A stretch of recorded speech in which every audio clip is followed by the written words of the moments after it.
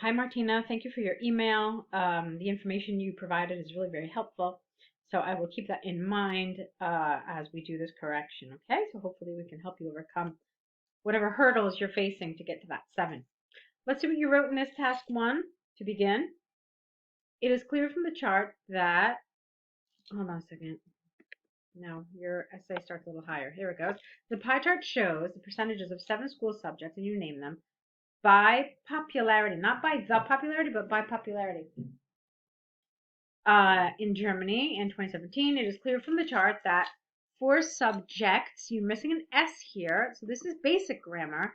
And when it comes to mistakes with basic grammar, the people at IELTS are typically a little stricter than if you made a mistake with advanced grammar. So those are the kinds of kind of simple errors that you really, really, really want to avoid. Okay, so that's the first thing that I can tell you, that we've got straight away we've got an issue with grammar. Okay, so it is clear from the chart that 4 subjects were significantly more popular than the rest of the others. The most favorite subject. Now here's another thing. Look, you don't say the most and favorite together because favorite already implies a superlative.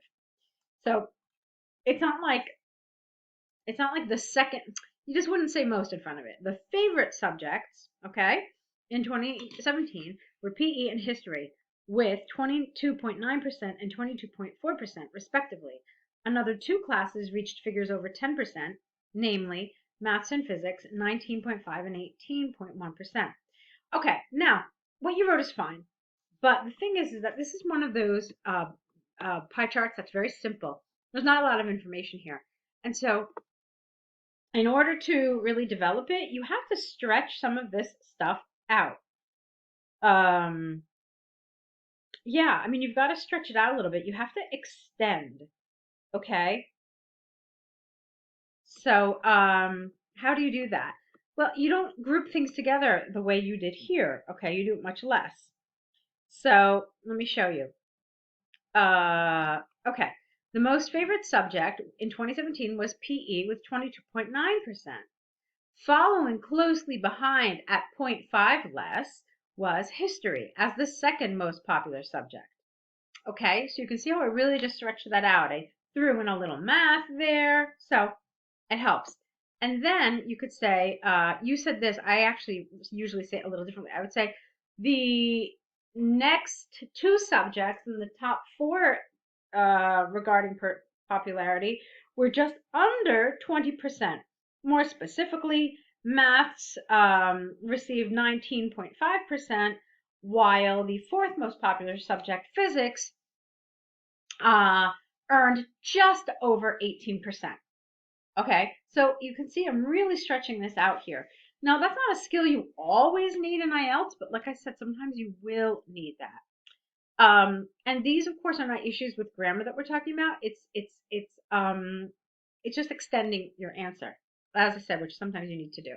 But there were those other little grammar mistakes that we talked about, so I want you to be careful of those. There are another 3 items captured in the pie chart, which are biology, geography, and IT. All of those were significantly less popular than the ones mentioned previously.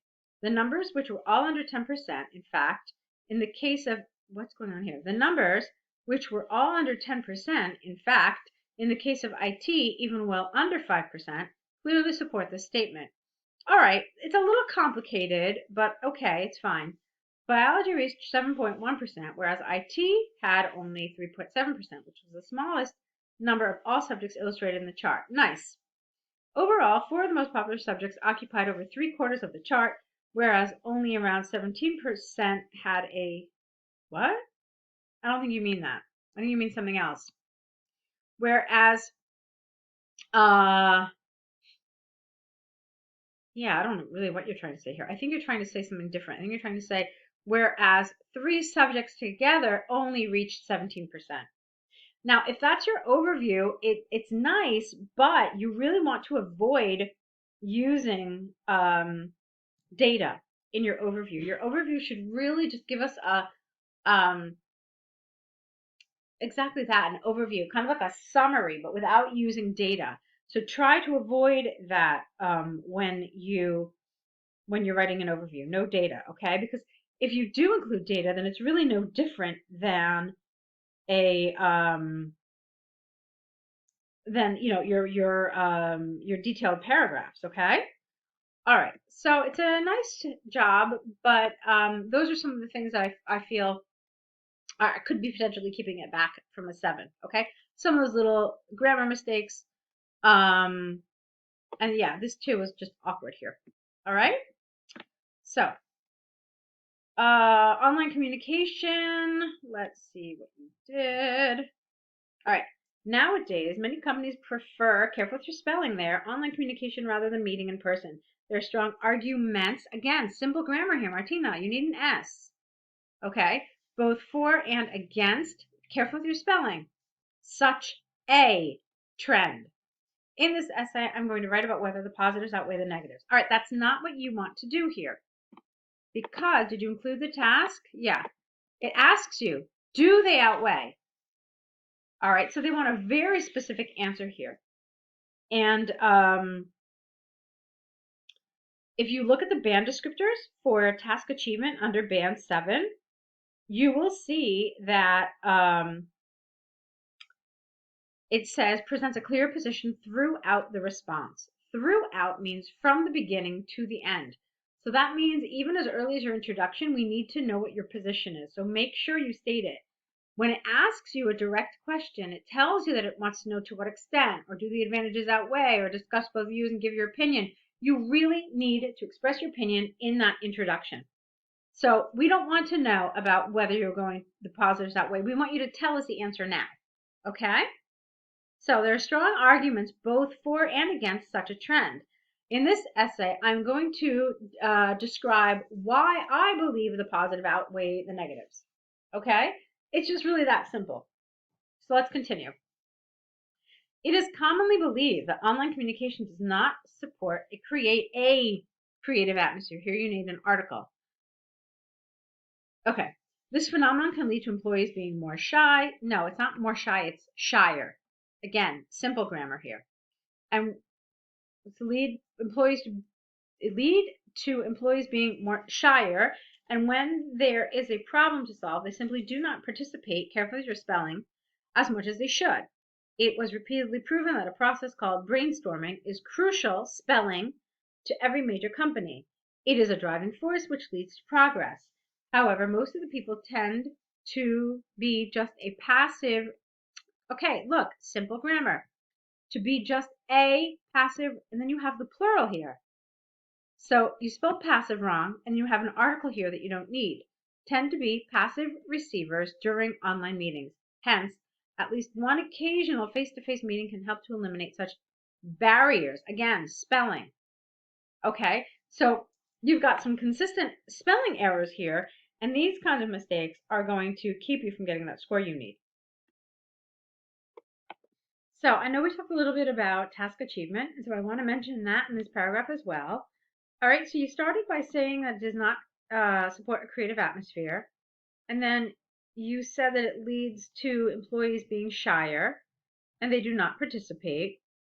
And then what I didn't really like here was these two sentences, because it just didn't really seem to flow with the rest of the paragraph. I understand that you want to incorporate this idea of brainstorming, but I think you should have done it differently so that it felt more linked to the sentences that preceded and the sentences that followed. So let's see. When there is a problem, they simply do not participate as they should. Okay. So look at this. Let's take a look. Here, you've got this idea about a creative atmosphere. So, you know what? Why don't we do something different? Here, take a look what I'm going to do. It is commonly believed that online communication does not support a creative atmosphere.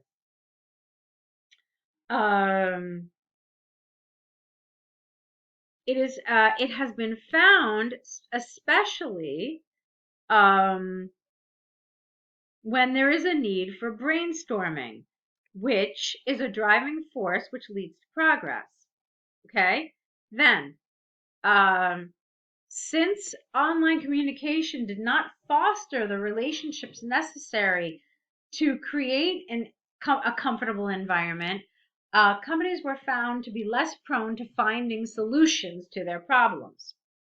Okay, so that's just an idea about how you could have done this together to link these ideas a little better. So you talked about creative, so then you could talk about brainstorming, okay, and how you couldn't brainstorm because everyone was too shy.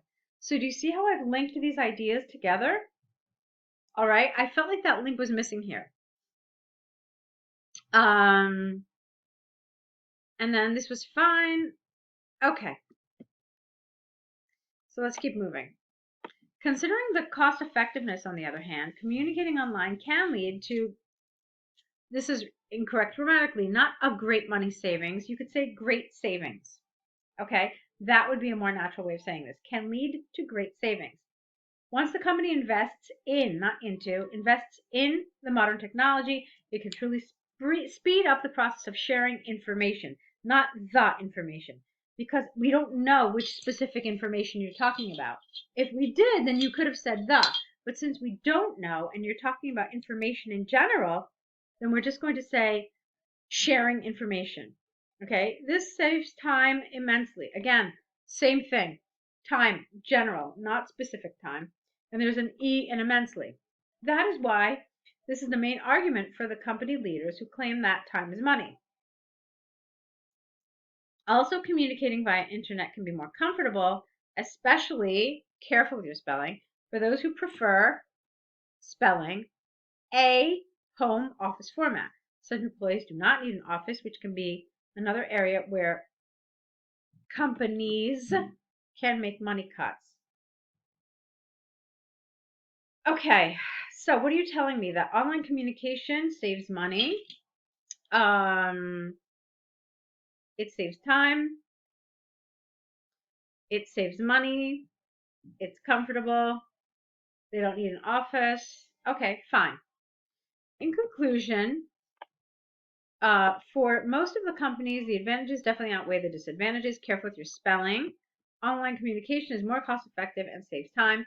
This allows spelling. No, this allows for funds to be saved this way, to be used for further development. All right, that's fine. So you could see that I had to correct a ton of your spelling here. I did have to correct some grammar, and I did play around with your the progression of your sentences. So it's it's grammar, it's vocabulary, and it's coherence and cohesion for me in this essay. You're on the right track, but I need you to really, really be more careful with your spelling and with some of those little kind of basic grammar mistakes. Okay? So I'm going to try to send this to your other email as well. Hopefully it won't get rejected as spam. And let me know if you have any questions. Good luck.